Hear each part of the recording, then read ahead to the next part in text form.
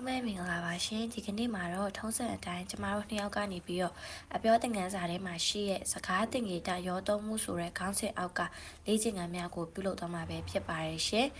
အကြီးကထားပြီးပြုလုပ်ထားတာကတော့နံပါတ်1ပေါ့နော်နံပါတ်2ကိုကျမတို့က role play ပုံစံနဲ့ပြုလုပ်ထားတာဖြစ်တဲ့အတွက်ကြောင့်ဆက်လက်ကြည့်ရှုပေးဖို့ပြောချင်ပါတယ်ရှင်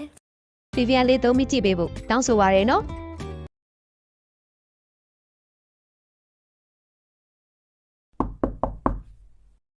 ရှေ့ဆန်ရောက်ပြီနော် လာအမတော့အတော်ပဲ ဘာလို့တော်ပဲလေဒီမှာအခုမှရောက်တော့ဖိနေအောင်မထိုင်ရသေးဘူးနော် အေးသူအတိုင်းပြတဲ့နေ့ကစာအုပ်လုံးမလို့ပြင်နေချိန်မှာရှင်ကတော့တခါလေးရှင်းပြလို့ရတာမို့လို့အတော်ပဲလို့ပြောတာပေါ့အန်ဩပါနော် မသိဘူးလေရှေ့ရမှမပြောတာ ဟဲ ဒါနဲ့အဲ့နေ့ကဘာတင်သွားရလဲ အဲ့နေ့ကအပြောတင်ငန်းစာကစကားတင်ကြတာရောတော်မှုဆိုတဲ့ခေါင်းစဉ်ကိုတင်သွားတာ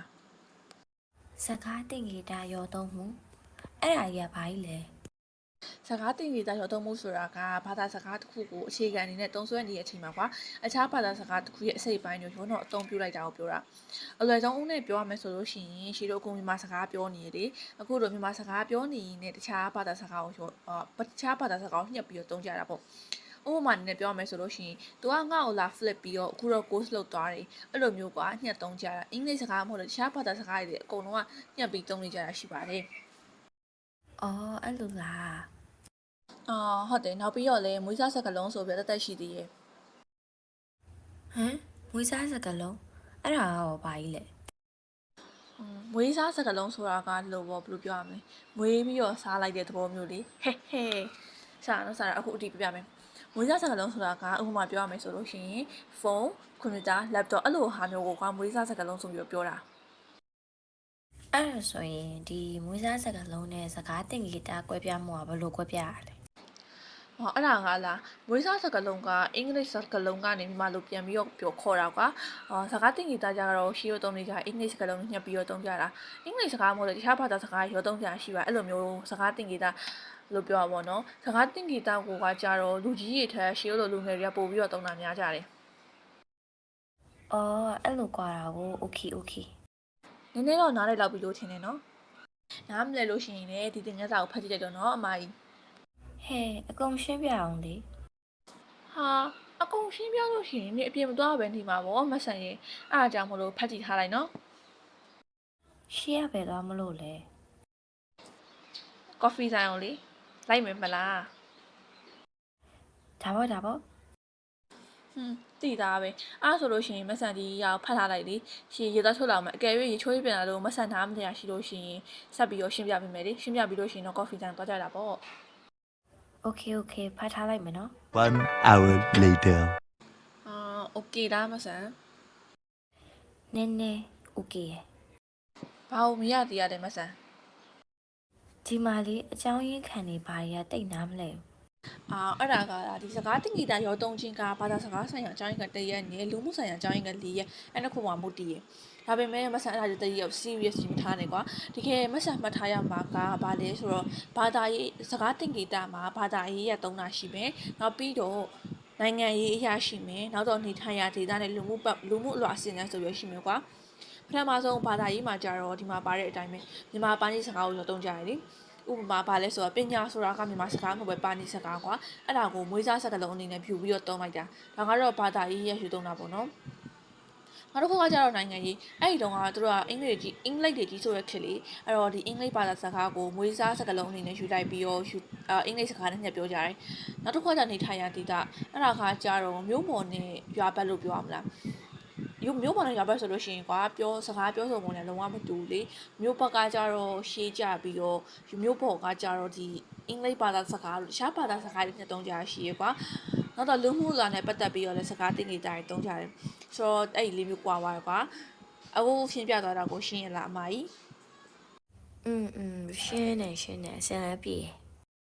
အခုမဆန်ပြောလိုက်တဲ့ပြည့်ရခါဆိုတာကလည်းစကားတင်ကြတာရောသုံးတာပဲတလားမိအနီကနောက်ထပ်မှတ်ဖို့ရှိသေးတယ်တလား ထက်ရှိသေးရလားမကုန်သေးဘူးလားယင် အများကြီးကြံသေးရဒါတော့မှအတူတုံးလေးပြသွားတာ ညီမကောင်းလို့ကြောင်းလေးတရက်ပြတ်မိပါရဲ့နော်နောက်လာရလိုက်လို့မဆုံး မ နောင်တာကနောက်မှရအခုဆက်ပြောပြမယ်နားထောင်စကားတင်ကြီးသားရောသုံးမှုမှာကနောက်ထပ်ပြီးနှစ်မျိုးထပ်ခွဲရရှိရကွာဘာလို့လဲဆိုတော့အစားထိုးသုံးတာနဲ့မွေးစားစကလုံးဆိုပြီးတော့လေခုနကမွေးစားစကလုံးအကြောင်းပြထားရဲဆိုတော့အခုအစားထိုးသုံးတာကိုပြပြမယ် အစားထိုးသွားတယ်ဆိုတာကဘာကြီးလဲသူမကအစားထိုးသွားတယ်လို့မျိုးလားစားတာဆက်ပြော အစားထိုးသုံးတာကအင်္ဂလိပ်လိုညှက်ပြီးတော့သုံးတာပဲသူကကြတော့မြန်မာလိုအဓိပ္ပာယ်ရှိရဲဒါပေမဲ့မြန်မာလိုမပြောချင်မပြောဘဲနဲ့အင်္ဂလိပ်လိုညှက်သုံးတာအဲ့လိုအစားထိုးသုံးတယ်လို့ပြောတာသူကလည်းစကားတင်ဂီတရောသုံးမှုရဲ့ခေါင်းစဉ်အောက်မှာပဲရှိရဲ ဒါဆိုမွေးစားတာရော ခုနကရှင်းပြသွားတယ်လေလို့ နည်းနည်းထပ်ပြောပြပါဦးမိတ်သွားလို့ အဲ့ဆိုရင်ခဏဆောက်ရေသွားတောက်အောင်မယ်ကဲဆိုတော့ဆက်ပြောရမယ်အတူတူပဲပြပြတော့မှာနော်ခုနကလည်းရှင်းပြသွားတာဆိုတော့လေမွေးစားစကားလုံးဆိုတာကမြန်မာလိုအဓိပ္ပာယ်မရှိဘူးကွာဘယ်လိုမျိုးလဲဆိုတော့ဖုန်းကွာဥပမာကြည့်မယ်ဆိုလို့ရှိရင်ဖုန်းဆိုတာက PH1D ဖုန်းဆိုတာလည်းအင်္ဂလိပ်လိုကလည်းဖုန်းမြန်မာလိုကလည်းဖုန်းအဲ့လိုမျိုးပြောချင်တာကွာနားလည်လောက်မလို့ထင်တယ်တစ်ခုလုံးကြည့်မယ်ဆိုလို့ရှိရင်မက်ဆန်မှတ်ကမှာက၈ခုဖြစ်သွားတယ်ကွာဒီလောက်ဆိုလို့ရှိရင်မက်ဆန် okay လောက်ပြီးတော့ထင်တယ်မခေလို့ရှိရင်လည်းခေလိုက်တော့တလားဘာလို့လဲဆိုတော့ဆက်ပြီးတော့မရှိပြတတ်တော့ဘူး အော်အဲ့လိုကိုအခုတကယ်နားလည်သွားပြီအဲ့ဆိုရင်လေ့ကျင့်ခန်းကိုပဲပုတ်လုပ်ကြမလဲရှိ နံပါတ်1ကိုလုပ်ကြမလား အဆင်ပြေဆန်းပဲအဖြစ်အဆင်ပြေ तू ကတာရကဆိုတော့လွယ်မယ်လို့ထင်တာပဲ ဒါဆိုရင်ဥမာကွာတခုဆိုစံတော့ဆိုရင်သူငါ့ကိုလမ်းခွဲသွားတယ်လို့ပြောတဲ့အစားသူငါ့ကို break up လုပ်သွားတယ်အဲ့လိုပြောတဲ့ဟာများလား ဟုတ်တယ်အဲ့လိုတာရကမျိုးပြောတာ နောက်ပြီးတော့လေသူတို့ဖွဲ့တချင်းဆိုတာမိုက်လိုက်တာဆိုရင်စံတော့ကသူတို့ဖွဲ့ရတချင်းဆိုတာ slay တယ်လေအဲ့လိုပြောတာလည်းရှိတယ်နော် နောက်တော့ဒီနေ့သူ့ရဲ့ fashion ကအရင်မိုက်တယ် ထပ်ပြီးတော့လေစံတော့မြန်မာနိုင်ငံမှာဆိုအရန်တိတာတဲ့စကားတစ်ခုရှိတယ်သူကကြောက်လေခုဖြစ်ပြီဆိုမြန်မာနိုင်ငံသူတွေကကွာချင်းမိခိုင်းမိရပဲဖြစ်အဲ့လိုမျိုးတခုဖြစ်ပြီဆိုရင်သူတို့ကတောင်းမှမာရီလို့မပြောဘဲနဲ့ကွာ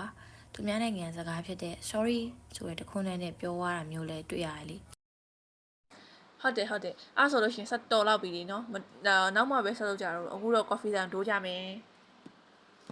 okay သွားကြမယ်လေ let's go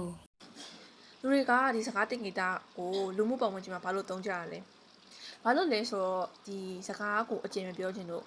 တနည်းအားဖြင့်မြန်မာလိုပြောလို့ရှိရင်အထိပ္ပယ်တွေကကိုယ်ဝိုက်ပြီးတော့အထင်လွဲကြတာတွေနောက်ပြီးတော့လိုတဲ့အထိပ္ပယ်ကိုမရောက်တာတွေလည်းရှိကြတယ်ဗျာဆိုတော့ဒီအင်္ဂလိပ်လိုညှက်ပြောပြီးတော့အထိပ္ပယ်ကိုခြုံပြီးတော့ပြောလိုက်တယ်ဆိုတဲ့သဘောမျိုးပေါ့ဗျာ ဆိုတော့ကျမတို့နှစ်ယောက်ရဲ့တင်ပြမှုကဒီလောက်လေးပဲဖြစ်ပါတယ်ရှင်နားထောင်ပေးကြတဲ့တူတယောက်ချင်းဒီအကုန်လုံးကိုလည်းကျေးဇူးတင်ပါတယ်ကျမတို့နှစ်ယောက်ကတော့ 4K ACP ဆန်နဲ့ 3F JQP ရှေတို့ပဲဖြစ်ပါတယ်ရှင်တာယာလာပါတဲ့နေ့လေးပိုင်ဆိုင်ပါစီလို့လည်းဆုတောင်းပေးလိုက်ပါတယ်